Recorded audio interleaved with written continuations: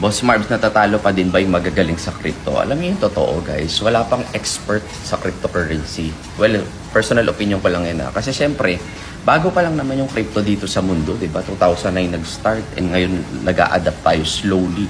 Even yung government, even yung mga developers, no, lahat sila slowly na tututo. And everyday, may bago. Everyday, ang dami natutunan. Well, kung trading naman yung pinag-uusapan natin, yung natatalo na sinasabi mo, kahit talpakan lang ng mga meme coins, mga new projects, oo naman, kailangan mo lang talaga mag-alat, no, ng time at pera doon sa pagtutok ng mga new projects na yan. Eh, natatalo pa din naman tayo. Sa trading, guys, walang perfect, no? Kahit yung mga expert traders dyan or professional traders dyan, natatalo pa din yan. Kaya lang, syempre, as a trader, mas tumitibay ka. Mas alam mo na part yun ng pagtitrade mo, yung pagkatalo. Well, naiiwasan naman yung talo na yun sa risk management.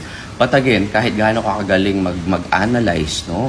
Even ikaw na yung pinakamagaling na trader, imposible na perfect ka 100%, no, na lagi kang panalo. Laging merong ganyan. And that is very normal sa mundo ng trading. Kung ikaw naman ay trader ng crypto, of course, alam mo, volatile to. Nagtatalpa ka ng mga meme coins or projects na nare-research mo or sa community mo, no? Meron mga projects na tinatalpakan nyo, dapat ready ka, no? Kasi yung mga nagtatalpak sa crypto, syempre, ano sila eh, risk taker. Hindi pwede yung iyakin, no? Sabihin mo, tumalpak ka, yung community mo tumalpak, tapos sasabihin mo, na-rug pull, bakit mo tinodo? Bakit mo nilagay lahat ng savings mo, no?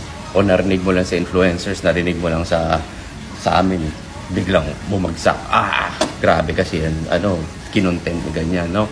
Anyway, kung trading ang topic natin, lahat ng magagaling natatalo pa rin. Pero dahil nga inaaral nila in years of experience yan, nababawasan yung pagkatalo nila because mas tumataas yung win rate, mas tumataas yung galing nila, skills nila.